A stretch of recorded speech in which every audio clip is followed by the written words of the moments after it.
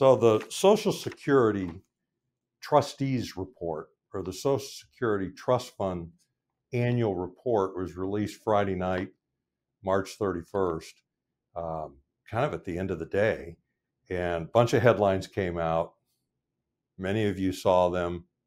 Many of you probably didn't.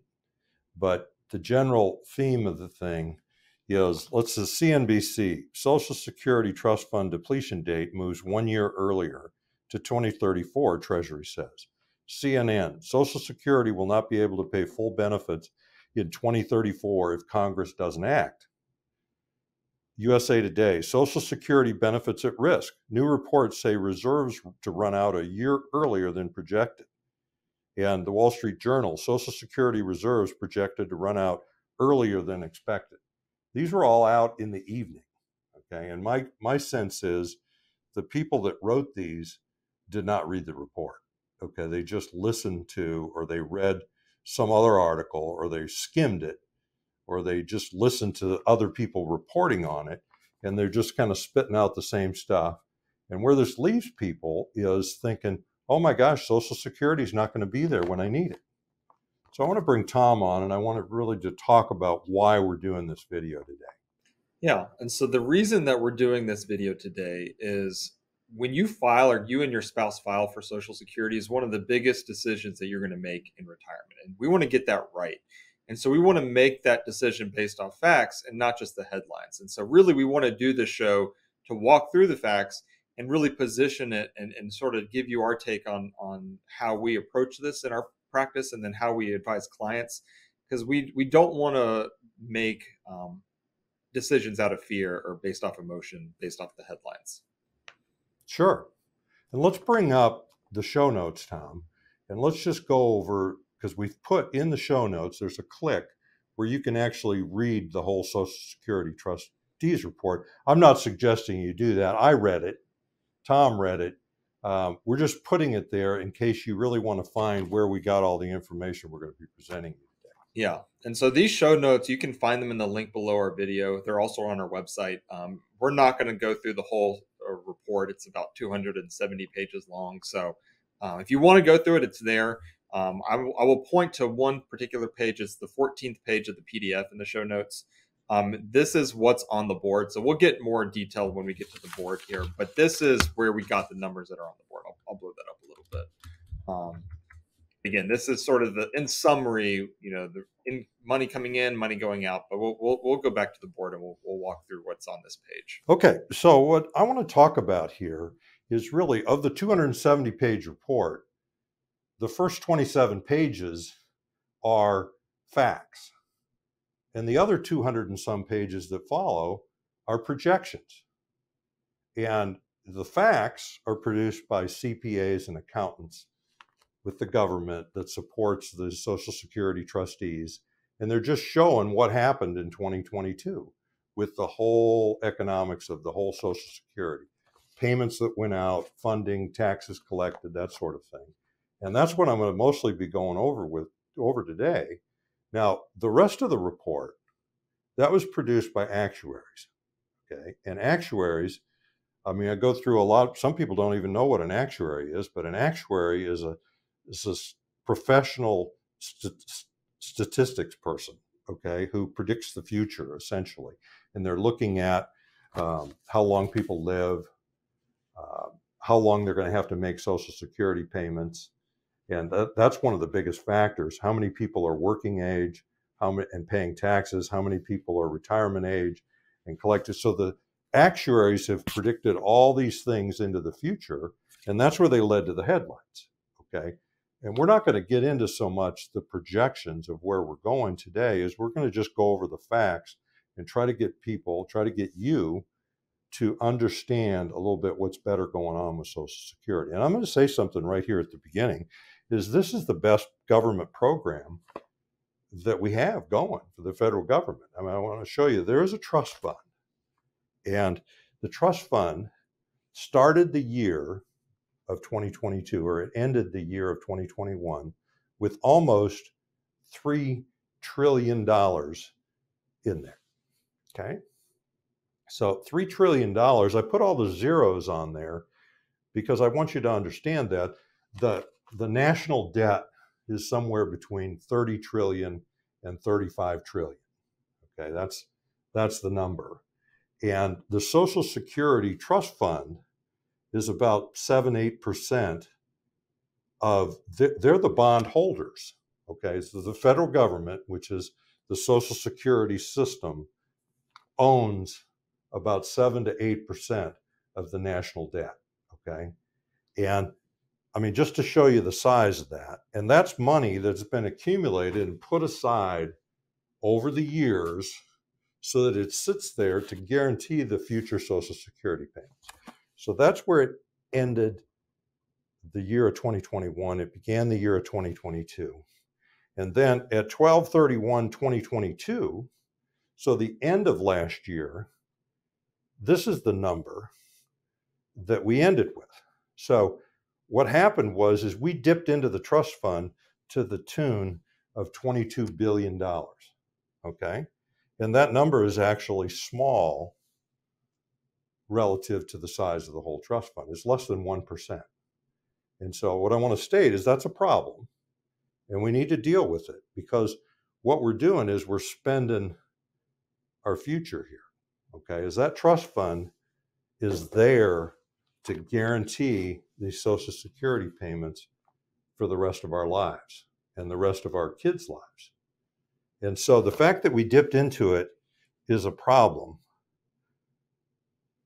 But to then go and predict that we're going to be bankrupt, Social Security is going to be bankrupt in 10, 11, 12 years from now, is a way overstatement, because that makes an assumption. First of all, it's an assumption of a whole bunch of things, because that's what any prediction done by actuaries is, based on a bunch of assumptions. And there's really 3 predictions in there, and they just chose the middle one to present to us. Okay, and they say that right in the report. But I want you to understand it. It's less than 1% of the money was used up that's in the trust fund. It is a problem, and we need to do some things to fix that. And the solution is going to be a bipartisan solution. It's not going to be just one side or the other, whoever's in charge, or it's not going to be some kind of a compromise. It just needs to be a bipartisan solution, because we're all in this together. And typically, Tom and I don't get into politics, macroeconomics. I mean, my business is to serve my clients and to be a fiduciary to my clients. And it's to help you make decisions about when to start Social Security. And generally, it's later is better than earlier. And what concerns me is when people read these headlines that they will say, I'm going to take it earlier because I want to get my money. Well, it's there. Okay. And we don't think that's necessarily the best thing. So we usually don't jump into this macroeconomics and stay out of that, because we basically can't do much about this. So I'm putting out this video because I have a lot of viewers and listeners following me, and I just want you to give you my 2 cents. And so Tom and I are very capable of reading a financial statement. And this is the numbers here on the board is what happened in 2022 to the Social Security Trust Fund. What I want to make clear is this is a self-sufficient system, and it's funded really by the taxes.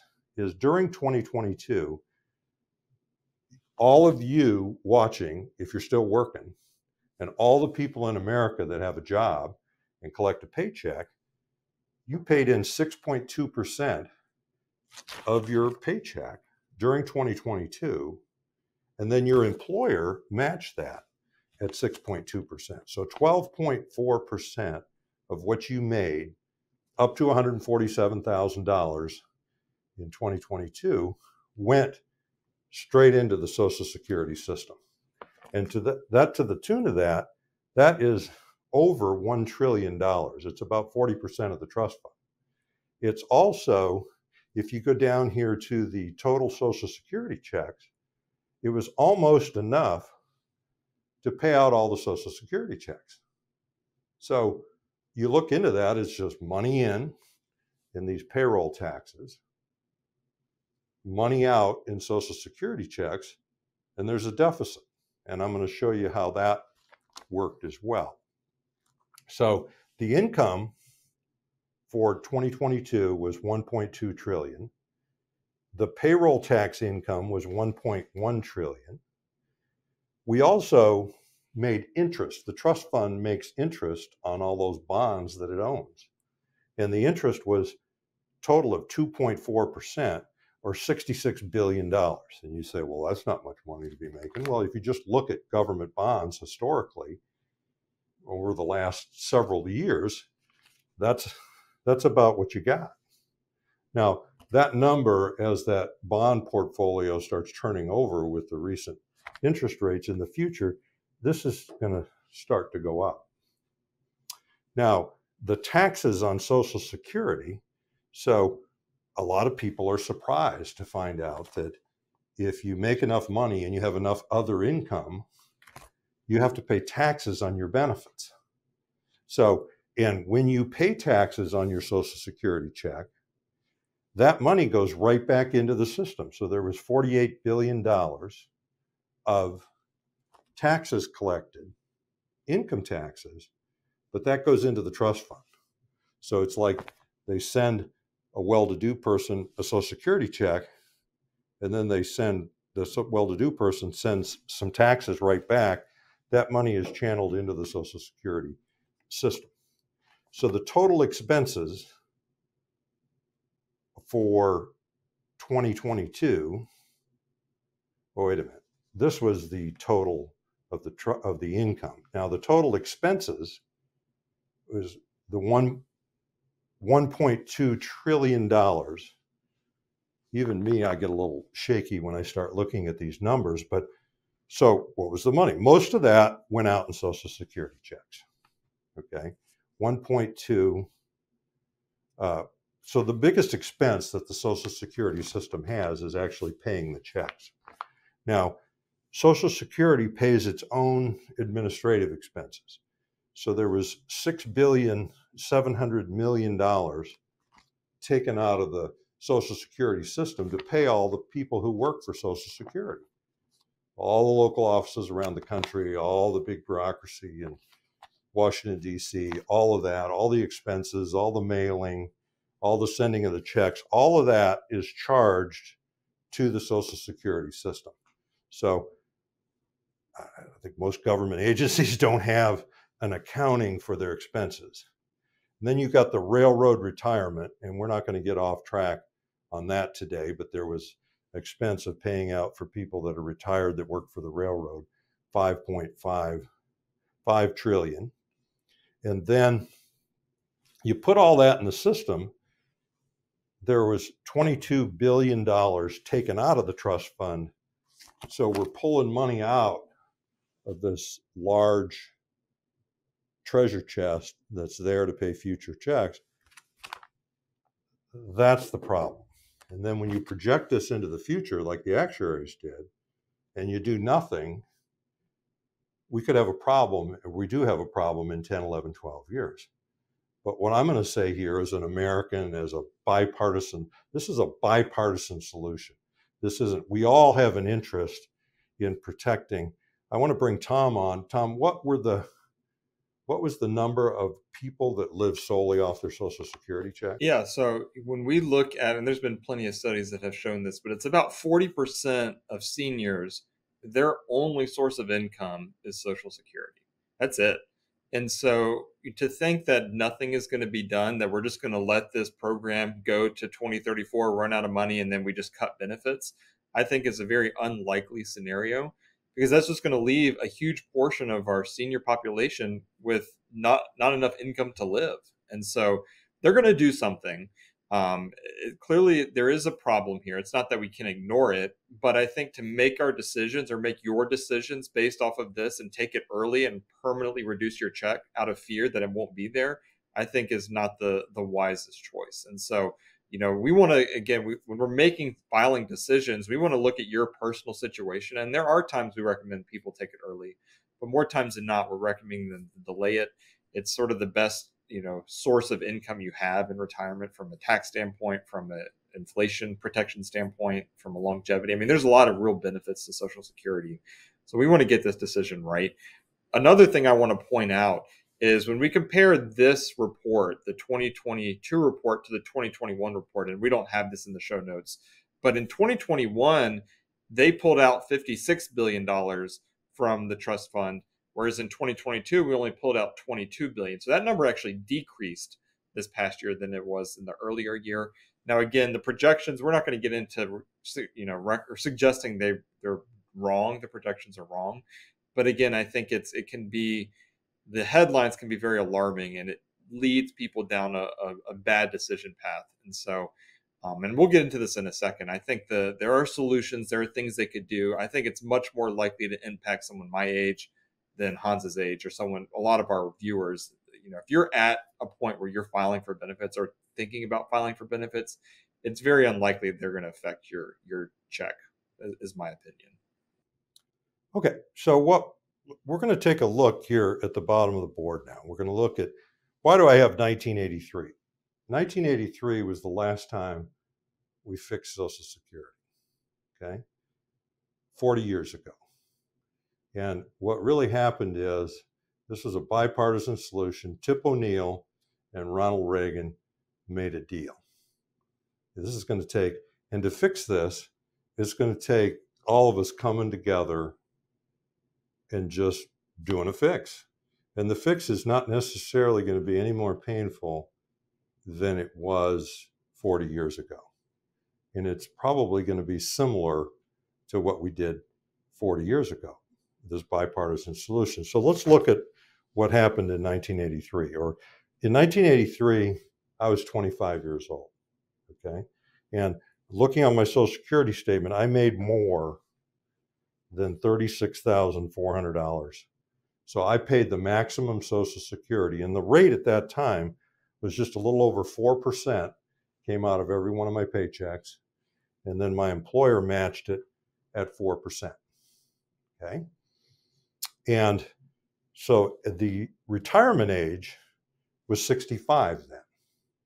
So, and what started to happen is they're looking at this whole Social Security, those same actuaries doing the trust fund report 40 years ago. They were saying, hey guys, this is not good, as people are living to 80 and 90 now, and a few to 100, and a lot of people in their 80s and 90s. And back when Social Security came out, there were a whole lot of people that never made it to 65. I mean, there's still people like that, but it was a big percentage of the population. I mean, Lyndon Johnson never collected on his Social Security because he died before he was 65. I mean, a lot of people don't know that. He did a lot of things for this. He was gone. And a lot of people were just gone in their 60s, or maybe they collected a few Social Security checks. And then you moved it ahead to the 80s, and they were showing people quit smoking. A lot of people started to do better with their medical advancements. I mean, people are just living longer, which is a real problem for this whole equation when you have a big percentage of the people collecting for a long time. And so they just said, this isn't getting it, is letting people start collecting the full check at 65 and only collecting this much in taxes. So what was done in that compromise is it got us to here, is that 6.2% of every paycheck comes out of every one of my paychecks, and then my company, Cardinal Advisors, matches that at 6.2%. So there's a total of 12.4%. And this year it's over $160,000. That up to that point, 12.4% is coming either from me, the company, or from me, the person, going into the system, okay? And that's a 50% increase that went on. I mean, that was pretty drastic. And they had to compromise over this. They also raised the Social Security collection age from 65 to 67. And what I'm going to add is that is not yet fully implemented. 40 years later, because I'm 64, I was born in 1958, 64 years old, and my full retirement age is 66 and 8 months. So by the time the people that were born in 1960 get to Social Security, it will actually, so it took 42 or 3 or 4 years for them to implement this move of just 2 years, okay? And they did that because if we could just get the whole country to start a little later, and if we take the people that wanted at 65, we're going to give them a little less, just the way the system worked. It was not very politically, it didn't make people very happy, but they kind of forgot about it soon after that. All this went into place. And that is why we have $3 trillion in this self-sufficient system. But now they're ringing the alarm bells the same way. And so we're going to have to come together and come up with a solution. The third thing that they did in this compromise is they started taxing Social Security benefits to the extent of your other income. So in other words, the people that have a lot of money and have a lot of income, they got to pay taxes on their Social Security benefits.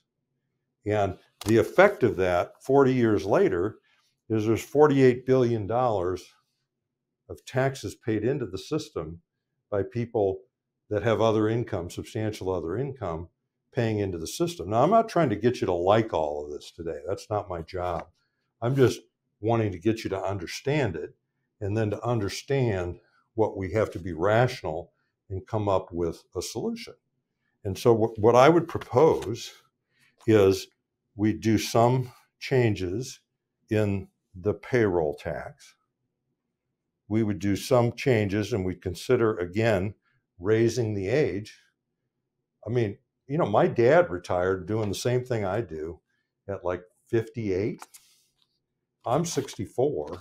I have no plans of retirement. I mean, and I think that a lot of people that I see, clients coming in, are retiring later and later and later.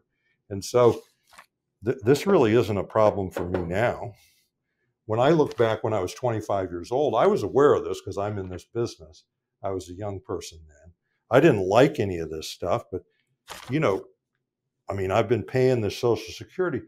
Who do you think created this $3 trillion? I mean, it's you as well. I mean, we've all paid in to this, and it's there to pay out our benefits.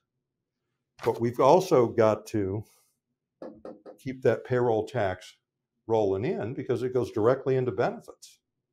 And so, I mean, some type of solution, people need to sit down and make a decision and just do it. And we need to start adding to the trust fund every year, not deducting from it. And I would propose that it's not going to take changes as drastic as were made in 1983 from a percentage standpoint to just move all these dates and the actuarial predictions way out further. So it's going to be an increase in the payroll tax. It's going to be an increase in the retirement age. And then I don't think they really need to do any change in the taxation, but they could do that too. So one way or another, we have to pay these benefits, and we have to keep this trust fund and keep this program self-sufficient.